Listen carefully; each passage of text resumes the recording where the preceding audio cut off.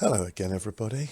When I did my Lasius flavus out of hibernation video, I had a few comments from people saying how pretty they looked and how lovely they looked, and quite a lot of love for the Lasius flavus. So what I thought I'd do today would I'd do a dedicated Lasius flavus catch-up video of how they're getting on since hibernation. As I've said in some of the previous videos, Lasius flavus move at their own pace, and that pace is not perhaps particularly the fastest. So we've been out of hibernation now for just under 2 weeks. I think they came out on the Monday and today's Sunday, so it's 1 day short of 2 weeks. And yet they're very active, getting up to lots. And as I've said before in one of the previous videos, I've seen them out and about in the outworld.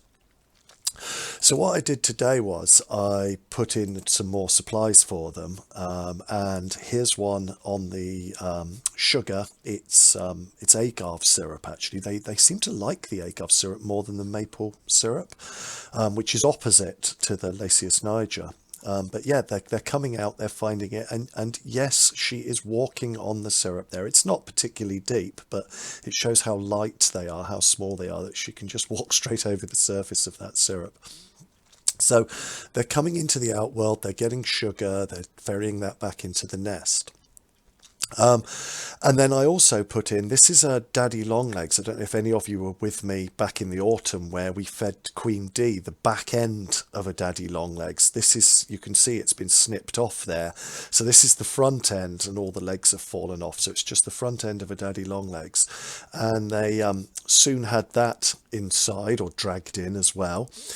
And that caused great excitement in the nest. What you can see there, the black splodge, I will zoom in a second, but what this is, it's the head of the daddy longlegs, which they've managed to detach and bring in.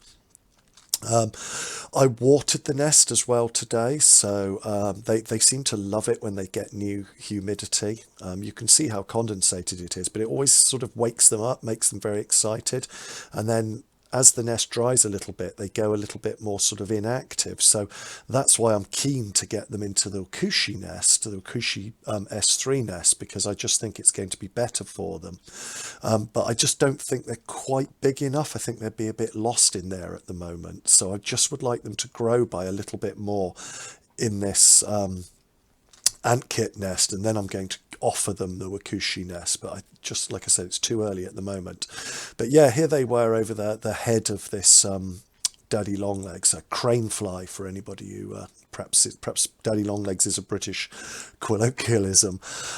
So yeah, this crane fly head, and they were feeding it to the larvae, all getting very excited. And the queen, actually, I'm not quite sure if she was actually eating here or whether or not she was just looking at it, expressing some interest. I couldn't quite get the focus angle right to see, but no doubt the rest of them are getting very excited. So yeah, while I was filming this, actually, you can actually notice it in this shot, and I hadn't noticed it at this point because I was so focused on them eating the daddy longlegs head, was that just there to the right, you can actually see, yes, a few eggs have been laid. So the Lasius flavus queen, I believe, is the first to lay eggs of this season, although the Niger, my main colony, they could have them hidden somewhere that I hadn't been able to spot. But yeah, she's definitely laid new eggs.